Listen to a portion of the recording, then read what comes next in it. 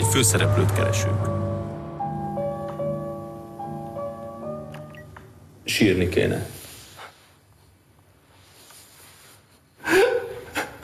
Te, figyelj csak, sírtál már életedben? Igen. Miért? Milyen film lesz ez? Ez az ő dolga. Nagy Rudolf, ennyit írtál papírodra. Nincs anyukád, nincs apukád.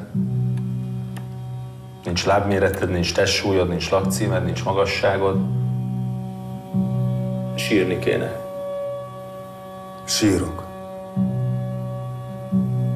Gyere, légy szíves.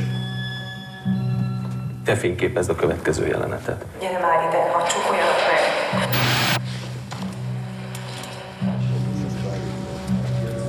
Megtaláltuk a kamerát és szemedésben, a kazetta viszont nincs benne.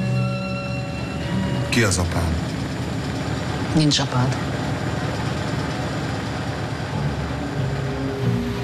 Hol van?